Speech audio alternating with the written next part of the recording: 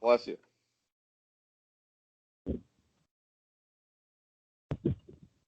So, okay. Go ahead. Yes, so far so good. What you're telling me now so far is the right thing to do, that you're actually noting, and you're noting wholesome, and you're beginning to distinguish between what is wholesome and what is not wholesome. For instance, initial thought may not be wholesome, but then the reaction to it that we have is unwholesome. Right. Yes, totally. And one thing that's interesting is prior to to diving deeper into the sitting practice, through our conversations, what will happen often is after a conversation, I'll think about it the next day, and I find it impacts me in ways such as, for example, I found myself reading less news, and not only am I reading less, but I don't even want to read it. It's like, why waste my time with this? Or podcasts. I used to love to listen to podcasts all the time. Now they're all just kind of boring to me. It's like, what's the use in this? And it's That's exactly right. But you see, the whole industry of news and much of along with that, the whole movie industry and the entertainment industry, the talk radio industry, even the documentary industry, they are all serving the needs of people who are looking for love in all the wrong places. Yes. That people, the news is in fact, they know this. This is very, very well known in journalism. They even have a motto: if it bleeds, it leads. Yep. Right? What does that mean? That means that the newspaper industry has to sell their news. Yep, and I'm very aware. Yep. And because they're selling it, they actually have to do sales techniques, which means they have to make things big and bloody. Sensationalized. Yep. And sensationalize everything. Well, what that sensationalization does is that it promotes fear, anxiety, and uncertainty. And in that fear, anxiety, and uncertainty builds up the need to have relief, and that they think that more information is going to give them the relief that they seek. Because we've been trained to do that, to think that way. There, in fact, more information doesn't necessarily solve the issue or the problem of how people feel.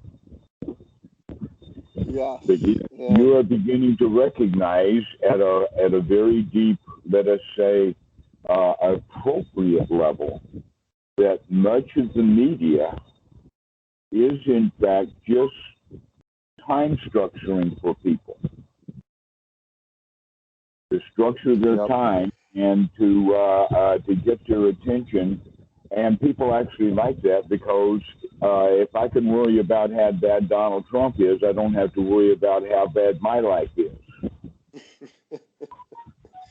Yep, totally. And this is basically what all of that entertainment stuff is for. That doesn't mean that it's all bad or all useless. But what it means is that as your, let us say, mental brightness increases, you recognize that your mental brightness is way above theirs. Where most of it is that the mental brightness of people who are watching that stuff are trying to lift their brightness through this stuff, and you're already seeing that you're above that already. And so it doesn't quite have the value to it that it used to have.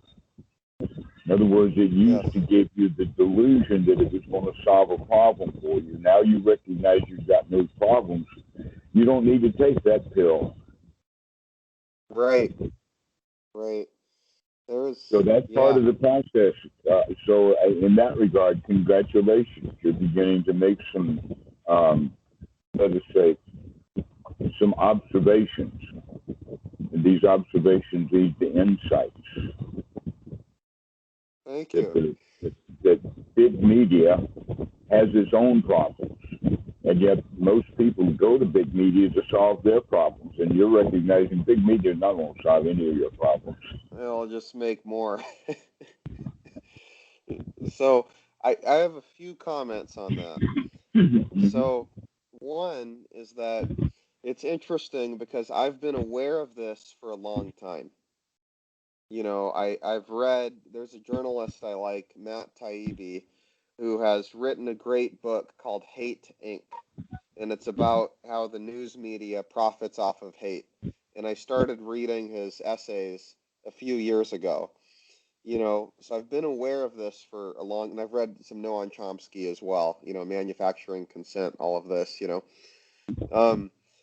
but, and I even had a ceremony in October where I saw the news media as a demonic entity.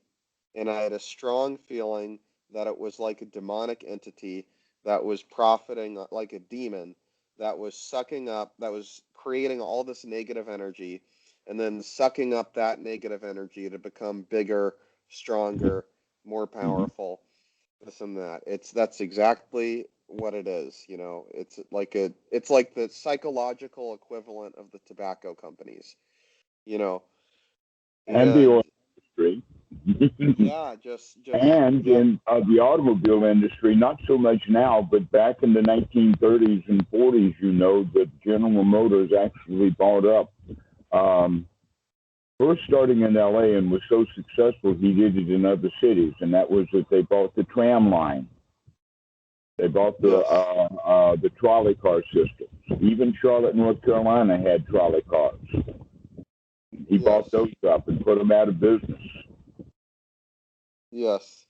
Well, so it's funny because, a couple of comments. So one is, what first really opened my eyes to this with the media is I saw how they would take one, stupid tweet that Donald Trump would send, or one comment he made, and they would blow it up to be like it's the apocalypse. Mm-hmm. And I'm not a fan of Donald Trump. I think he's a bad person. But the way that they would react to him was so out of proportion that I said, these people seem like they're just trying to terrorize everyone. They're trying to use him to terrorize the public. And this is back in 2016, 2017 that I started to notice this. And that's when I started kind of turning against the media. However, and this brings us to the present day, what I still was unable to stop myself from reading it, listening to it. I don't watch too much, but a little bit. I don't have a TV, but I still would watch YouTube or whatever, and I still would do it because the act of being upset about the media was also something that I would get addicted to, and wanting to see what happened today, Mm-hmm. and, you know, and I would go through periods where I would have like a sabbatical or something, but it was like quitting cigarettes, where I would just keep coming back.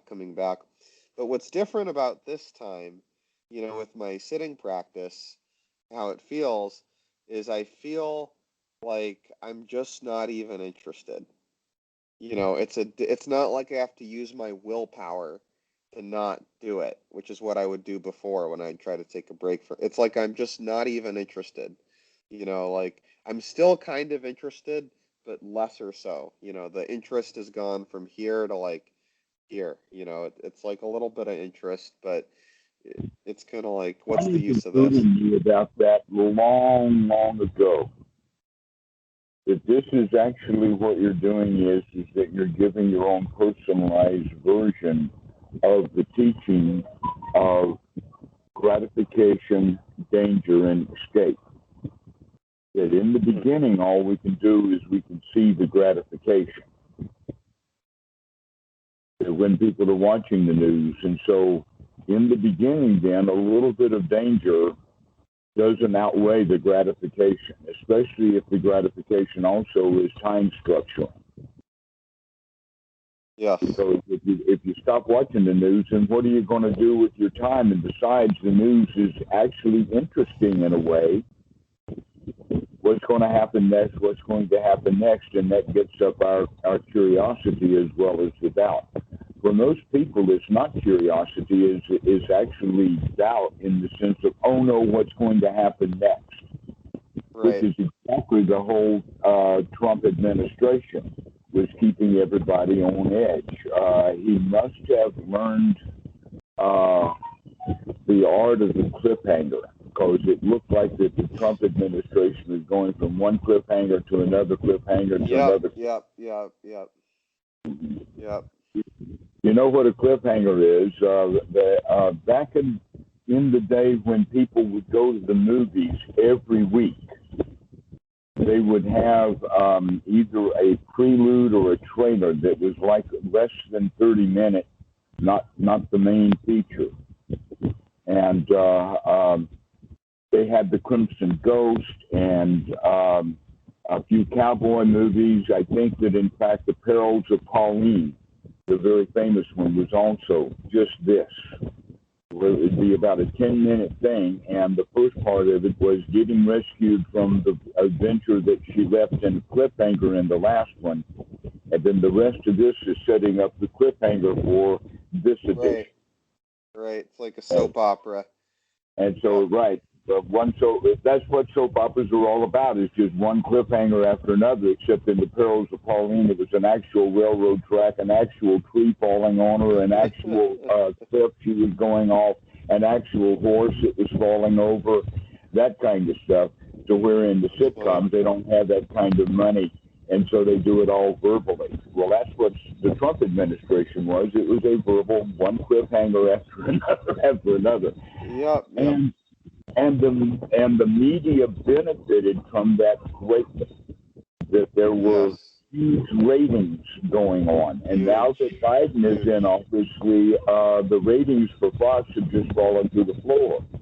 And CNN, it's gone down like 45%, I think I read, which is crazy.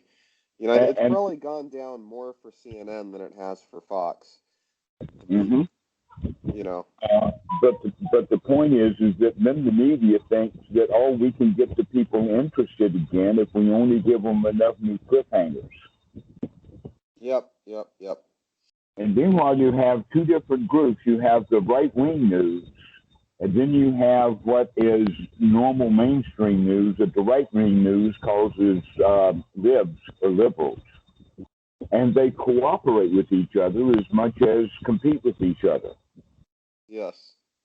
They cooperate in the way that this side tells a story that this side reacts to, and then they give their version of it, and this side reacts to that.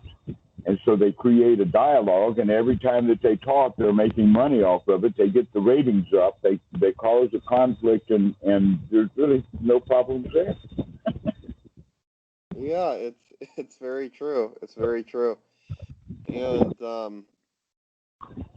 it's also interesting what gets ratings versus what doesn't, and what is sticky versus what isn't. And what's funny is, like, Trump with a tweet or a saying, something he said, like he said one time, he didn't want immigrants from shithole countries, which is a, very mean thing to say, whatever, but it would be a firestorm. Everyone's talking about it. You can feel the intensity in the air, Now, but like, at the end of the day, this doesn't affect anyone's life that he said this. Maybe it's a little unpleasant for people from certain countries, but Biden, is passing $6 trillion in spending, and no one's reading about it. You know what I mean? Like, no one's talking about it. It's just going on in the background, it's just happening, and it's much bigger news, but it's not if sensational. You think about it, you know? like that. Yeah. In that regard, the art of politics is actually the art of prestidigitation. The art of what is it? Prestidigitation. Stage magic. Oh, sure. Stage magic. Here, let me give you a great big show. While you're watching that show, I'm going to do this over here. Sure. And then you're going to be really surprised that this over here happened because nobody was looking at that. Oh, my goodness, look what happened over there while we were doing all of this. Right. Mm-hmm. And, you know, and I think that's why Trump was able to win, is because that was what he knew as a reality TV guy, you know, better than any of the other, the other people. Yep, for sure. But anyway, back to, sorry, what were you going to say? Well, the point then that would be is that then the practical benefit of the practice of the Dhamma is that we begin to make that discernment about which is the distraction and which is really going on here. We begin to make that kind of investigation. And when we do, we can see right through it, and then we recognize, oh, that's entertainment for the masses. And we are not either the entertained or the entertainment. Right. Yes, and there was something else you said earlier that I really wanted to touch on, and I almost forgot to touch on it, so I better do it now. But there was a comment that you made, and I've actually been thinking about this myself today, yesterday, the previous day, which is that that there's an addiction to acquiring knowledge, you know, and that is an addiction that I have definitely suffered from, you know. And it's funny because one time I have a friend who's a spiritual guy in the plant medicine world, and he told me about this book he was reading, and I asked him what was the book. It sounded like an interesting book, and he said, "I'm not going to tell you because I don't want to feed the demon." Because he knows I just go through book after book after book, you know. And his advice to me has been to live more in the moment, you know, which is similar to your advice, you know. But anyway, and for me, I certainly have had this addiction to information. And news is like you know, let's say you're addicted to food, right? And but this is a dessert. This is junk food. Yeah, this is the junk food. Yeah, news is like the junk food.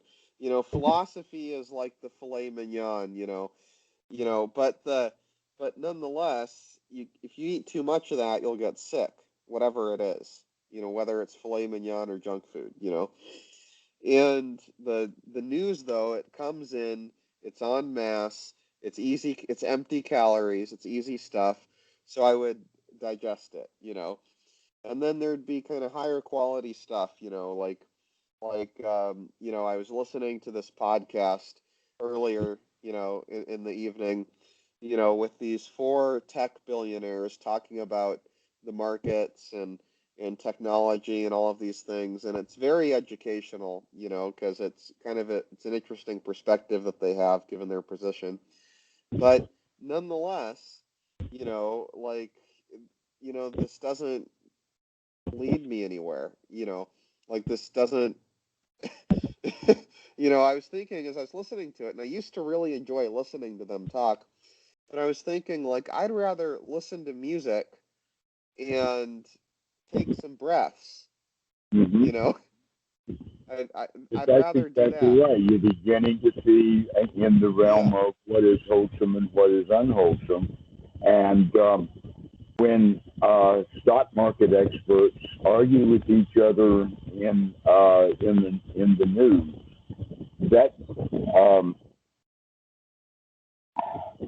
the whole point about it being interested is that people in the audience will take sides. but not completely, so that everyone is left with a confusion. And also the confusion and greed, because there's already the greed, because this is a Wall Street kind of money financial program anyway. So there's the greed already. Right. And It's a so little unwholesome to begin the with. confusion, and now people go into really bad feelings because they don't know if the investments they made are the wrong investments, or the investments that they haven't made will go up, and they didn't make the investment. It's all about greed. And so the whole point of people watching that is that it increases their greed. Sure. I think that's definitely one part of it. I think another part is that they have an interesting perspective on what's going on. It's a more sophisticated perspective than you normally find. And so it can feel useful. It's like you're going from the junk food to a step above that. Maybe not the good stuff quite yet, but a step above. If it is, okay, here's the way then to look at it. If what you're doing is looking at it to see what is happening now, then that would be wholesome. But if you take that information only because you want to know what's happening now so you know what to do about it, then that would be unwholesome. Okay, what am I going to do about it now that I know that the stock market is doing dysregulation or something like that, or tech is going up and oil is going down? What do I do about it? What do I do about it? Okay, so now we're bringing in uncertainty, doubt, confusion, desire. But if you're listening to those programs with, that's what's happening. And that's basically the way to do it with the news in any case, is just to listen to what it is that's going on without having to buy into the underlying message of, gosh, ain't that awful? Or, here's an opportunity for you folks. That in fact, much of the documentaries and things like that is actually selling something. Right. It's especially interesting when people who claim that they have made so much money at something, and here's the way I do it, and I'm writing a book, I want you to buy my book so you'll know how I made money. Right. Be careful with that. Because if he's made money, he doesn't need to write a book. Right. The people who are writing the book are hungry. Right. It's funny. This is why I like the Wall Street Journal, because it's the most bland paper of all the papers. It just says this happened and then this happened and then this. There's no color to it except in the editorial section. But you take that out, there's no color. And the reason it's like that is because the people that read it are reading it to make investment decisions, so they want the facts. They just care about the facts, and they don't have too long a time to read. So the articles will be kind of long, but they won't go on, in journalistic flourishes and whatnot. So they tend to be... You're making the point that needs to be reiterated. Those people who are reading then the Wall Street Journal are reading it to make business decisions, and most people read news and take in news so that they can make an emotional decision about how do I feel about what's happening now. Right. Okay, so they're actually making a business decision, and that it actually has to do with cost-benefit analysis, which is exactly that major teaching of the Buddha, the cost-benefit analysis, that normally we only see the benefit. And because we want that benefit, we'll pay any price, we'll do any cost to get it. Sure. And some businesses do that, and they fail. Some businesses, they try to buy the competition so that they can have a monopoly, and that doesn't work for them. Right. It's not always so clear. Because they bit off more than they could chew, or whatever analogy that you want to know. But if you are doing a correct cost-benefit analysis, then that should be the guide in business. That's what makes big business big business. That's what makes business work, is because they're doing a cost-benefit analysis with everything. But that very executive who knows how to do cost-benefit analysis when he is at work, when he goes home, he throws that out the window completely. And then he goes only for benefit, and he's not seeing the cost. Right. So right. Once we start looking at what's really going on, we can begin to see both the cost and the benefit. Like, for instance, watching media. And you're beginning to see, hey, wait a minute, there's a cost in this. Right. The cost is that they get me upset, they get me uptight, they get me angry at Donald Trump, or they get me angry at Donald Trump's enemies, or whatever. But that's the whole point, is that there's a cost in there, and that's the danger. And once we see that the cost-benefit analysis goes in the direction of the danger and is going against the cost, that's when we can find an escape from it. You say, sorry, I'm not going to sign that contract. Sure. Mm-hmm. So this is basically what this all investigation is in, but the investigation cannot be done in the ordinary state, because in the ordinary state, you can't see the benefit nor the cost very well. This is why getting the mind fit for work, or getting it into that wholesome state and completely out of the unwholesome. You see, if the mind is in an unwholesome state and we watch the media, then we can get the benefit because it's feeding my bad feelings. But if I'm completely okay, if I'm absolutely in a really good mood and I watch that news broadcast, I can say, wait a minute, those people try to actually pull me down, not lift me up. That in fact they're trying to make me afraid, and I'm not afraid. And so we can see the cost that these things have, and as we see the cost to them, we can recognize that the cost is higher than the benefit. And that's when we can find the mistake. Guess what? How that you're doing with that with media, you can begin to see that in other areas also. There's a whole lot of the stuff that we humans do in this society. We do because we can see the gratification and we take the benefit, but we never calculate the cost in advance. And when we calculate the cost, we become more and more frugal in our mentality. Right. In other words, when a man wants a particular car that he's seen advertised or it's on the showroom floor, he wants it so bad that he's not counting up the cost. And so he winds up with that car, but he's also with that car got a disaster because he can't make the payments and he can't keep it up. You know, that's the kind of problem that many have. He would be much better off with a used Ford Fiat than he would be with a Ferrari. Sure. He can't handle the Ferrari. It's too much for him, but we want it, okay? And so we're not doing the cost-benefit analysis that we need. And if we did a cost-benefit analysis, then we would buy automobiles and transportation based solely upon that cost-benefit analysis, and the whole automobile industry would fall apart.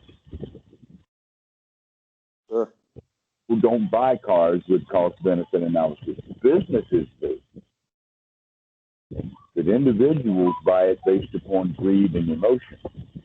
Right. So that's how cars are sold. Right. So is by showing the benefit without ever showing the dangers, the cost. And so this basically now what we're doing is that by getting the mind in a wholesome state and investigating the wholesome, we begin now with, because we've already removed what we thought was unwholesome completely. And we're dealing only with the wholesome, but now we continue to investigate the wholesome because we can find that even some of the wholesome things are not quite as wholesome as they could be if I would remove that too. Okay. Sure. This is actually the progress that one makes in meditation from the ordinary mind of hindrances into the mind of wholesome thoughts, then into the first jhana, and from the first jhana, the thoughts themselves become a lot of work to keep them wholesome and wholesome and wholesome. So we begin to put some gaps in the thoughts. Once we put the gaps in the thoughts and can see things more clearly, investigation more clearly, we recognize that even our feelings have been stirred up into something really, really positive. But that too, a high degree of energy positive, euphoria, etc., also is a bit of work. And so we can now let that go down into, now we can just sit in a state of kind of pleasurable, easy going. And so this is basically one relaxation to the next, deeper relaxation, but the mind is still absolutely on top of it. Absolutely, the mind is working. It is not a dullness or a going to sleep kind of thing. It's a brightness, a brilliance, a waking up. What in some places they call it perception of light. Right. So I had this today, I believe, or let me confirm with you. So I did my two 30-minute sets today, as well as one 5-minute set. And the only reason I cut, they were both so nice, I totally would have continued. The only reason I even stopped was I had to go do something. But, but stay in that state. This is the whole thing. That actually happened with my second set. So with the first one, so it went for 20 minutes at first, and it was pretty normal like the previous sets and many of the other sets I've done with Anapanasati, where it's just a lot of joy. It feels like it's some work, to do the it would feel like some work. But what happened this time is once I hit the last 10 minutes after those first 20, it began to just become like the joy, just kind of the great joy, the kind of ecstasy, might you call it, the first jhana, just kind of petered out, and it just went kind of blank. My mind went kind of, but not quite blank. There was still some thoughts, but it was like a little, it was, like just little, how like there's big waves during the first jhana. You think this, you think that, wholesome. Then the second one comes, or at least this was my experience, and so let me know if this is on track or not, but my experience was the thoughts went from kind of a big wave of, oh, this is so nice, to just little waves of like a little one here, a little one there, a little one there, of this small thought, this small one. It's all good, it's all whatever, and my consciousness felt expanded in a sense, and like it was just covering things, and it had a stability to it, and it was like the thoughts were arising like little crests of very small waves in kind of a broader ocean of consciousness. Okay. What you're saying and describing is exactly what the Buddha is talking about, but you're using a different language for it. The language that the Buddha would use was putting spaces or gaps between the thoughts. And this is exactly what you're doing. You're saying that they're little things. In fact, you're actually separating your hands. You're actually giving me visual imagery that you're practicing correctly. So now what you can do in your next sitting is begin to notice those gaps, to notice that there's empty spaces now between the wholesome thoughts. And in that gap, in that space, there is spaciousness. Why? Because much of the conversation, much of our talking to ourselves has to do with let us say, the job, the property, or the quality of the mind that we call perception, which is basically, let's think of it like this. In any business that has inventory that they're selling, they have two ways of doing it. One is that when new items come in inventory, they put it down and they notice it's there. And when they sell it, they pick it up and they sell it and it's gone. And they will notice that there's more of them is not there, and so they'll buy some more of them. This only works in a very tiny little business. In fact, the whole point about computers in business in the beginning was keeping inventory. And that's exactly, in fact, what happens when someone goes to the checkout at Walmart. Okay? So now that when you walk out of Walmart, you walk out two things. You walk out with the goods, and you walk out with the receipt. The receipt took a whole lot of processing to get that receipt. The goods were just already there. Sure. Okay? We do that same kind of process in the mind, in the fact that we get things, we get the sensory input, we get it from our consciousness. We have sound consciousness, we have sight consciousness, we have bodily touch consciousness, and whatever like that. But then we want to keep track of this stuff. We want to keep a record of it. We want to make an inventory, and so now we perceive all of that input. Well, when we begin to put gaps between the thoughts, that means we're not spending so much of our mind-moment time in perception, and we're spending it more and more in consciousness in the sense of just taking in input.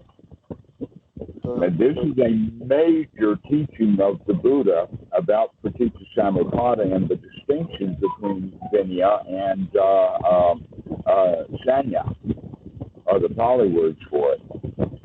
Our perception are the spinning of our wheels that give us an internal understanding about what's happening. And when we can begin to put gaps in the thoughts, that means that we're not making those so many connections, and we're just allowing consciousness to come in as a stream.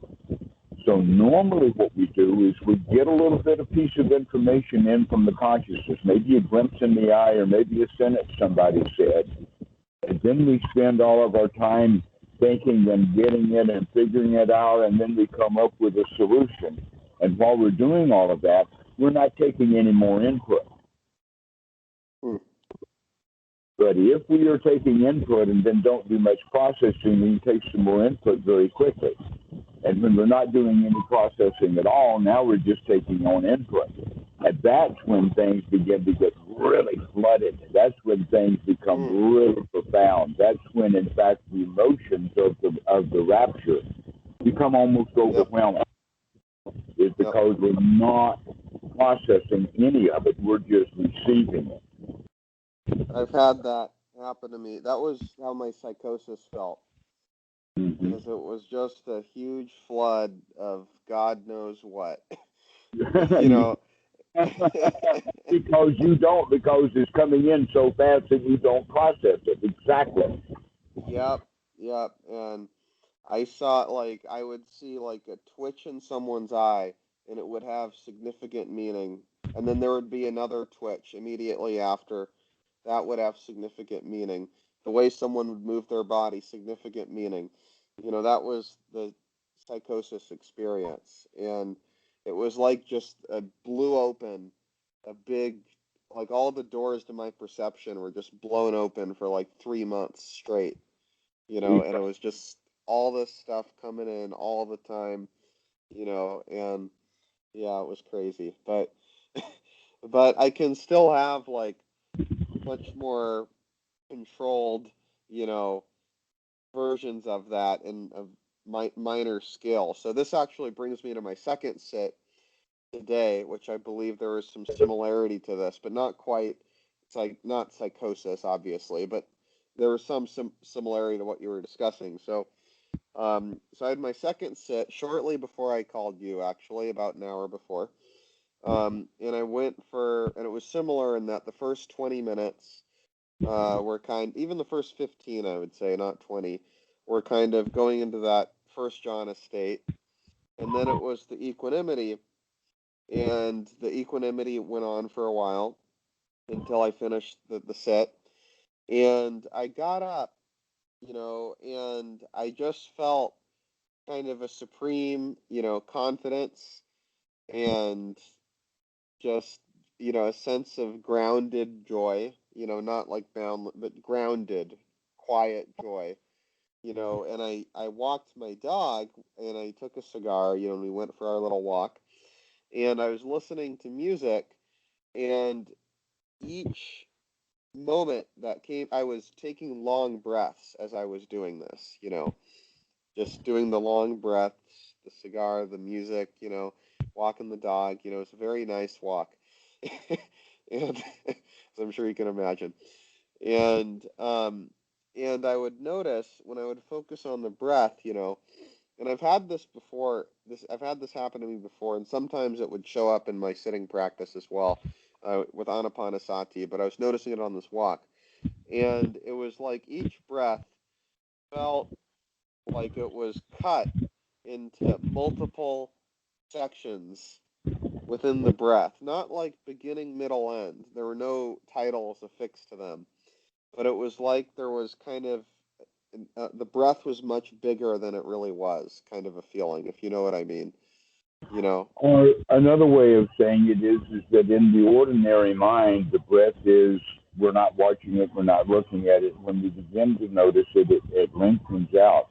But as you're paying attention to it closely, basically what that means now is that more and more mind moments are spent in consciousness, and fewer mind moments are spent in perception. And because of that, we are actually able to see things in a much better way than if we just take a snippet and write an essay, and take another snippet and write another essay, and take another snippet and write another essay.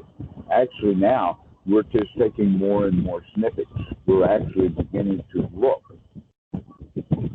because we're not doing so much thinking about it. This is the stuff that actually happens in the gaps between the thoughts.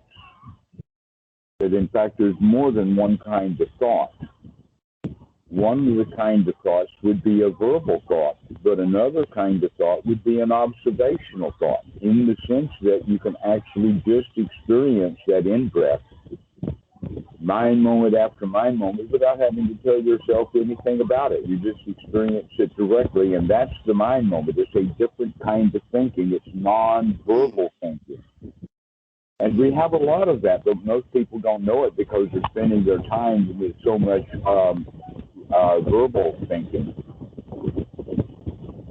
In fact, it's because they're spending so much time in verbal thinking that they're not paying attention and having the mind moments that should be associated with the feeling. And so they'll have one mind moment of feeling, even if it's a really bad feeling. And then they'll have a whole bunch of mind moments about what they can do about that bad feeling. And then they'll have another mind moment of bad feeling, and then they'll have a whole bunch of more thoughts about how they can manage that bad feeling. Where the real absolute best thing to do is to get the mind wholesome, so that we can begin to observe that feeling in a way of learning to control it, paying attention to it, see if we can move it around, so we begin to spend more and more mind moments actually working with that feeling, and fewer mind moments thinking about it. And so this is actually what you're doing. Congratulations. I'm just putting it into a context, or into a conceptual understanding.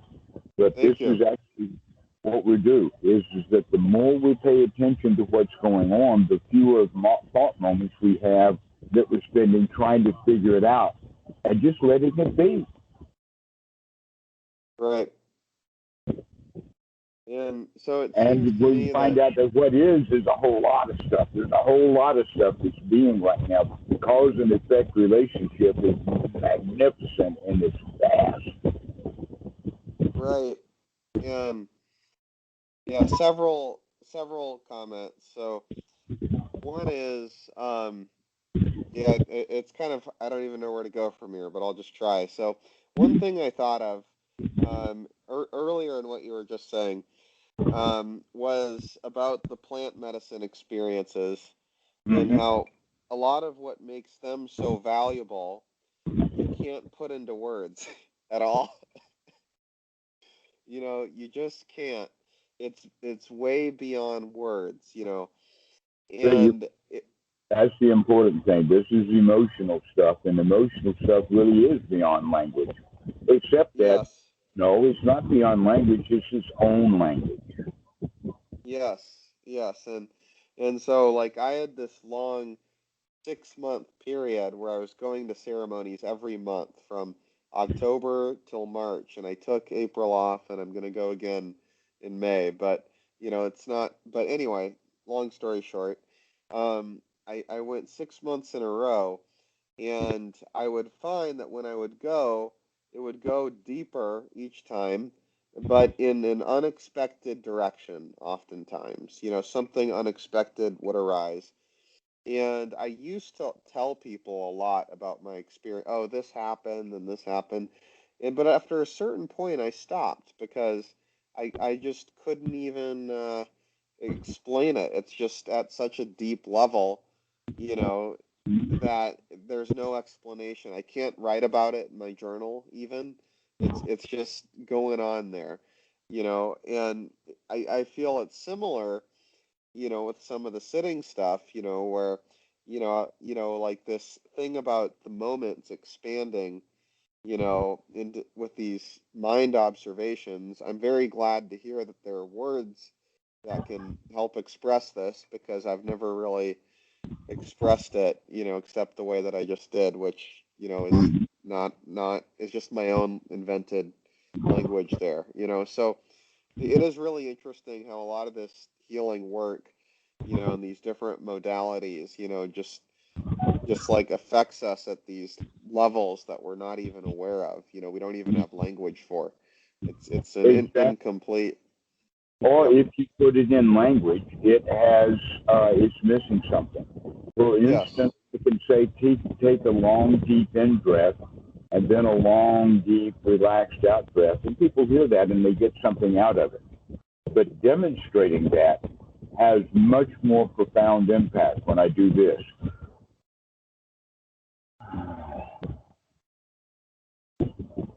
And that has much more of an impact than saying take a long deep breath, right? You have to show them. That's what the problem with language. The problem with language is that it's almost always secondary and it's always conceptual.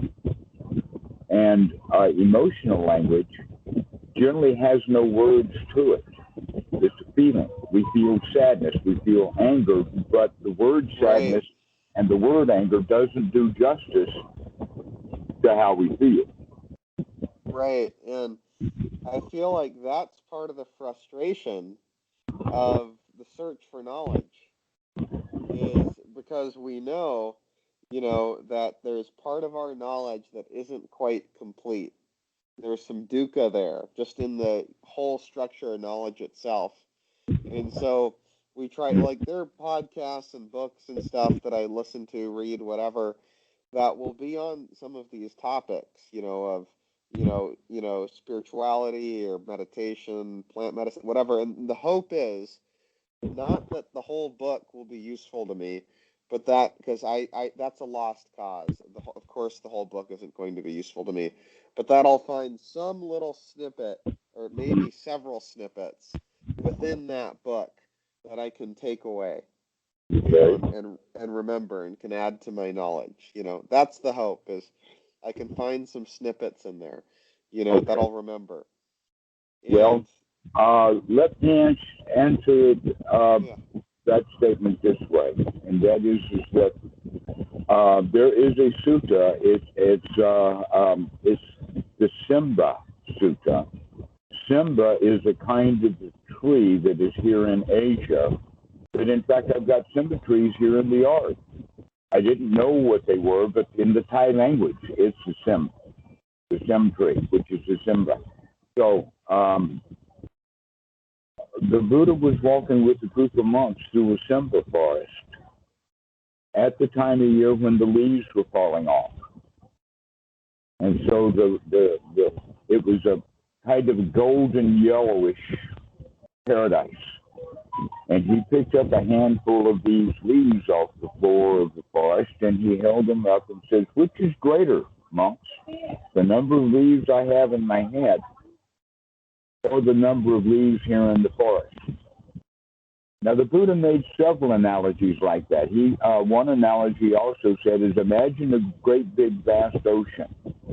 And now imagine that that ocean had completely evaporated so that there's only a few drops left of it. Which is greater, these few drops or the entire vast ocean? But it's the same analogy, or the same question is, which is bigger, this handful of leaves or this whole forest full of fallen leaves on the floor? And naturally, the monks are going to say, oh, the monks in your hand are smaller. And in this sutta, the Buddha says, the amount of stuff that I teach is like this handful of leaves.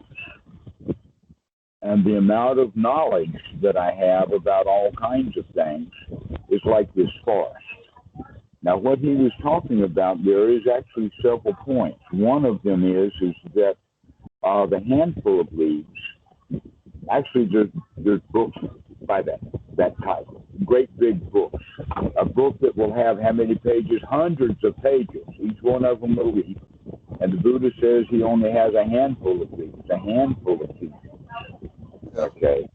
Now, this is an important point because the handful of leaves actually means that we only need this much. We don't need every little snippet off of every leaf in the forest. We only need this group of things. And once we have that and are able to put it into practice and live our lives according to this handful of leaves, then all the rest of that stuff becomes irrelevant. Yes. Yep. And because it's irrelevant more so, that means that now my thirst for knowledge has been quenched because I've gotten what I needed. Got everything that I need. Therefore, this is actually the word ignorance, or ajiva, or not knowing, is basically in several key places within the teachings of the Buddha. There it is in the Second Noble Truth, that in fact Paticca Samuppada is founded upon ignorance. With ignorance, we build up our past. But it's also known as the fetter, and it's the highest fetter. And that highest fetter of ignorance is the discernment to know which knowledge is valuable, wholesome, and important, and worth keeping.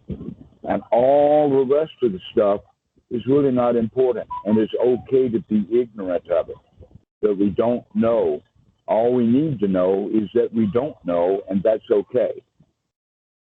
Because most of us go around saying, I don't know, and that's a panic. Sure. Because I don't know, and I'm supposed to know.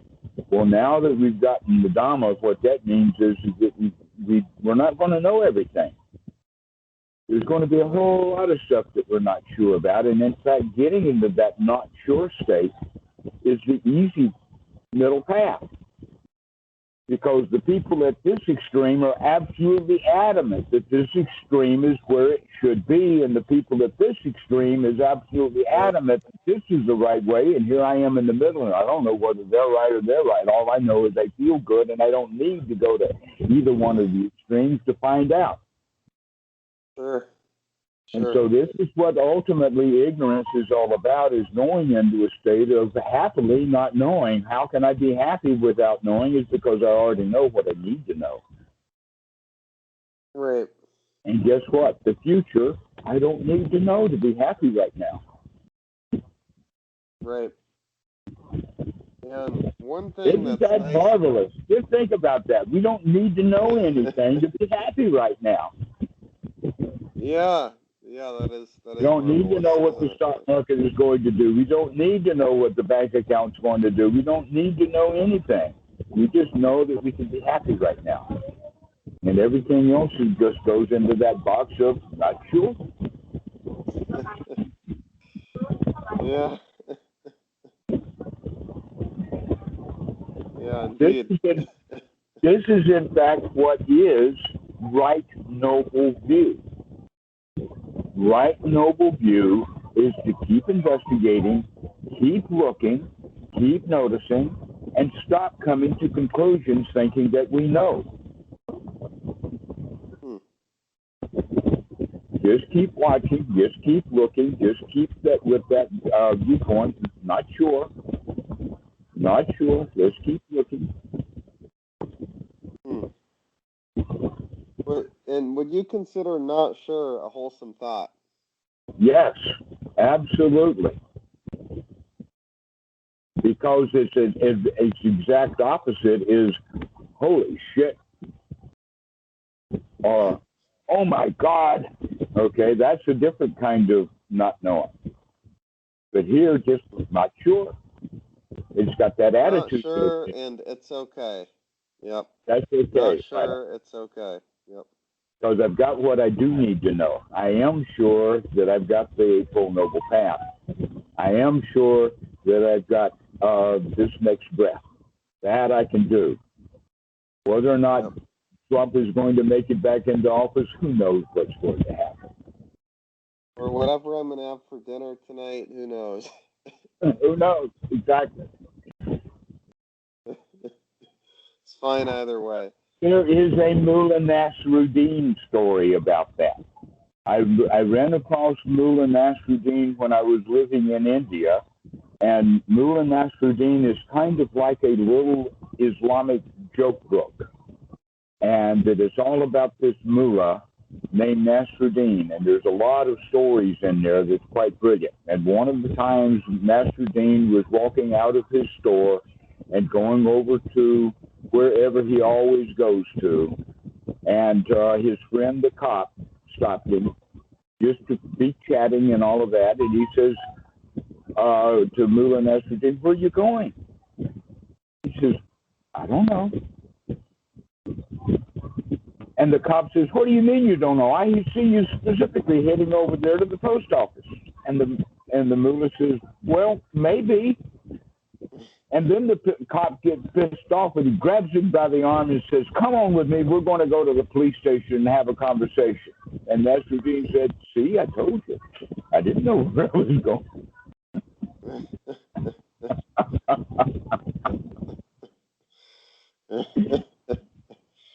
Yeah, there's some anicca, a lot of anicca there, a little bit of dukkha too.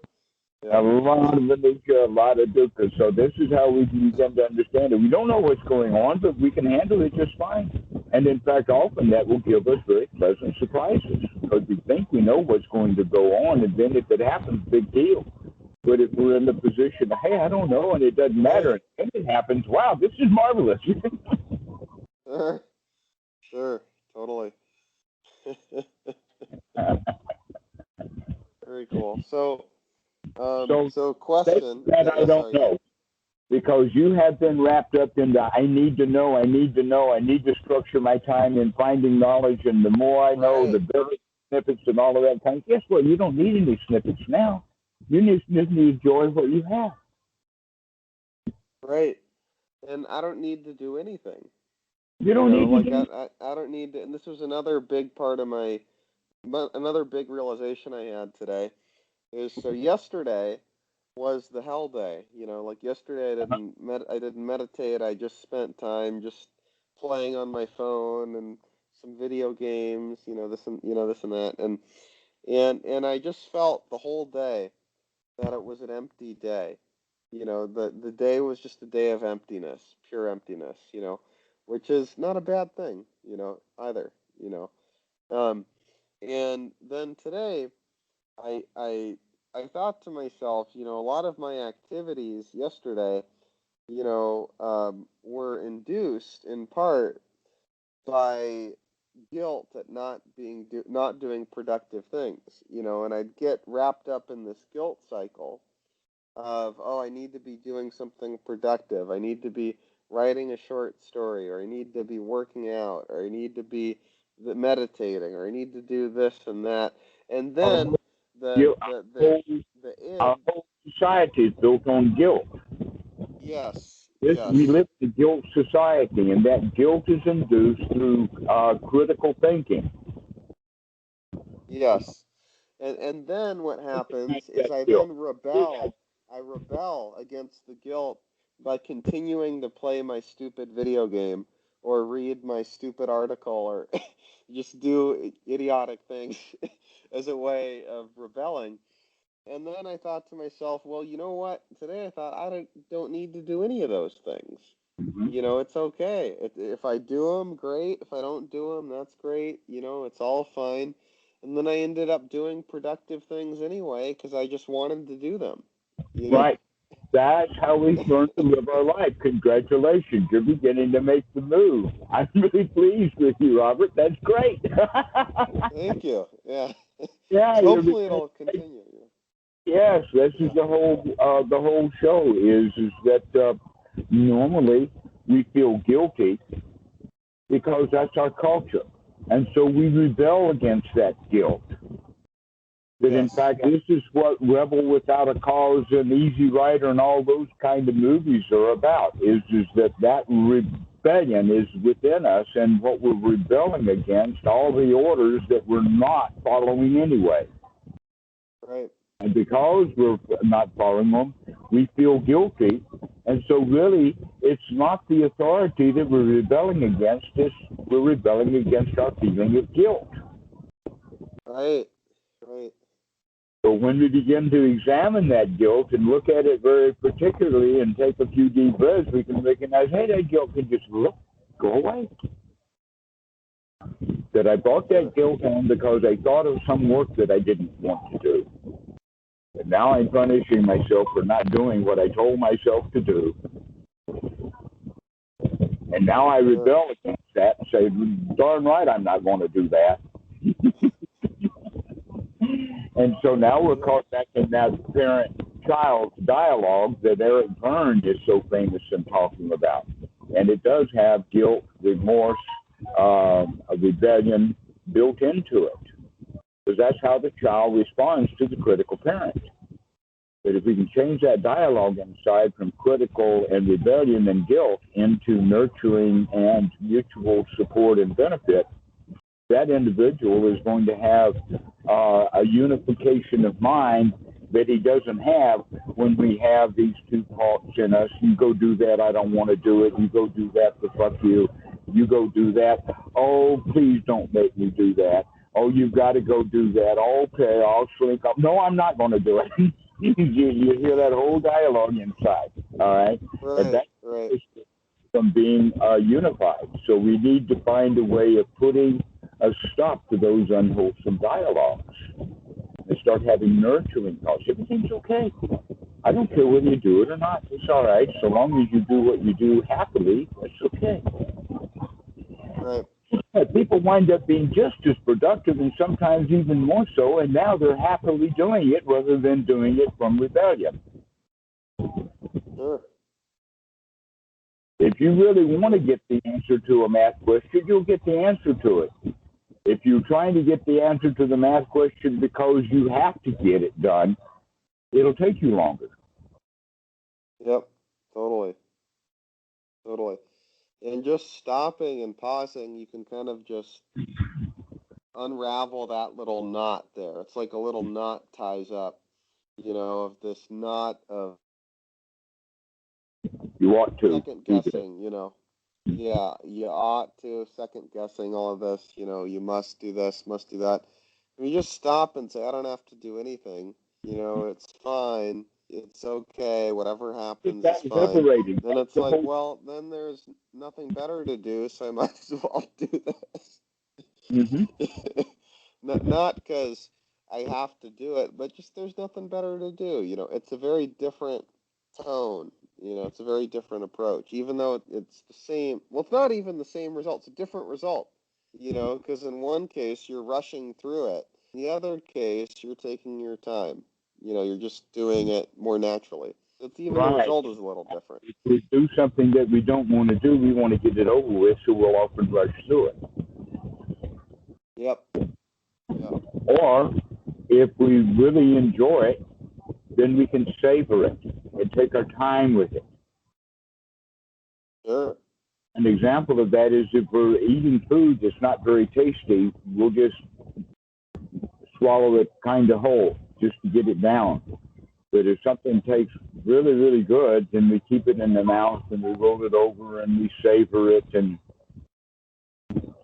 that's a better way to eat anyway, is to eat things thoroughly, chew them thoroughly, because we're savoring them. And so this is how we begin to live life, is we can begin to savor it. Sure, totally. So, a couple of comments. It's about midnight, so I should probably turn in where I am. Oh, yeah, let's go ahead and finish this call up. So a few comments. One is, this was a very nice call, because I feel like I've been doing homework for a while now, and I got to show you all my homework. You know, in the really, past.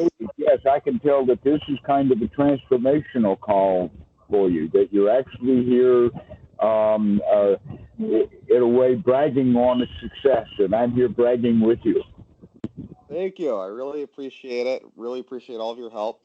And it's been cool because, you know, the past several calls, I've just been throwing question after question, doubt after doubt at you, you know, and now you see why. I've been slowly building, you know. There's nothing new or different about you. Every one of the students goes through this, and every one of them thinks that they're unique. Well, good to know. I guess I'm super mundane then. From time to time, yes. Yeah. Yeah, so from time to time, yes. We're, you know, sometimes we're good to go, sometimes we're not. Sometimes we feel like a nut, sometimes we don't. There's nothing in anything, anywhere. Everything is temporary. Sure, you're super mundane sometimes, and sometimes you're not. That's okay. Sure. Pay attention. Sure. So here's a question. So one question, then one other comment / concern. Yeah, comment. So here's the question. One is, so for my marching orders with the practice, so it's notice the spaces between the thoughts, and don't label them per se. Just give them your mind attention, like give them your mental, just kind of go into them. Right. See the gaps and see what's there. See that, in fact, not all thoughts are verbal thoughts. Some thoughts are feeling thoughts. Some thoughts are noticing thoughts. Some thoughts are observational thoughts.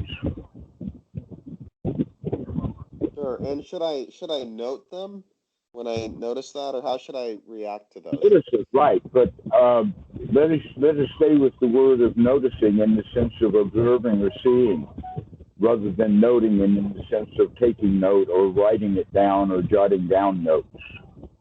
There's a distinction. So, one is actually just, the other one is making a big deal out of it. Sure. And that's the Mahasi system people do. We're talking about just taking note of stuff, and they take it as a big deal that we've got to really take note of this thing. And while they're doing that, they miss a whole lot of other stuff. No, note all of it. Note quickly, because things are moving a lot. That's the way of noting. Not noting like it's a big deal and we got to take a note. Oh, I had an insight at 10 o'clock on this particular day of the week, and I'm going to do this and I'm going to do that because I had this wonderful insight, right? That's not the right noting that we're doing. The right noting, oh, yeah, I got that too. Okay, that's the way to note. There's one after another, after another, after another. One by one as these things occur. But as you're noting, you will also note that as this arises, this moment passes away. And when this moment arises, this moment passes away. And so you begin to see not that things are arising, but things arise and pass away moment by moment by moment. As soon as you pay attention to this, what you used to be paying attention to a mind moment before is now fading out, withering away. And so this is the beginning of the way to look, is not just the arising of the anicca, but also the falling away and the dying off of it too. And so that's the second piece of advice, is beginning to see those gaps in there is the first thing, the gaps between the verbal thoughts, so that you can see that there's other kind of thinking going on, including mind moments of consciousness. And then we spend far too many mind moments in perception and not enough moments in consciousness. So as we begin to put thoughts and gaps in those thoughts, we begin to take in actually more input. So that's one point. The other one is with these gaps, we can note that things pass away, arise and pass away, arising and passing away. Things just flitter away. Now that's better, in fact, is the only way to do that is when all of the thoughts are wholesome. When the thoughts are wholesome, because now the arising and passing away is also wholesome. But if there's hindrances in the mind, then the arising and then the passing away will take us into dark nights. And so this is why it's important to start off this practice of noting of the arising and the passing away with only wholesome thoughts. So you note it, and it's arising and passing, and you say it's okay, it's fine, this is good, this is great. And then notice the gaps between the thoughts and just kind of just go into them, just notice them. Exactly. Or whatever else comes up. All right. And what about the breath? Should I continue to focus on the breath? Long, slow, deep breathing. With every long, slow, deep in-breath, you can notice the gaps in the thoughts. And with every long, slow, deep out-breath, you can notice the gaps in the thoughts.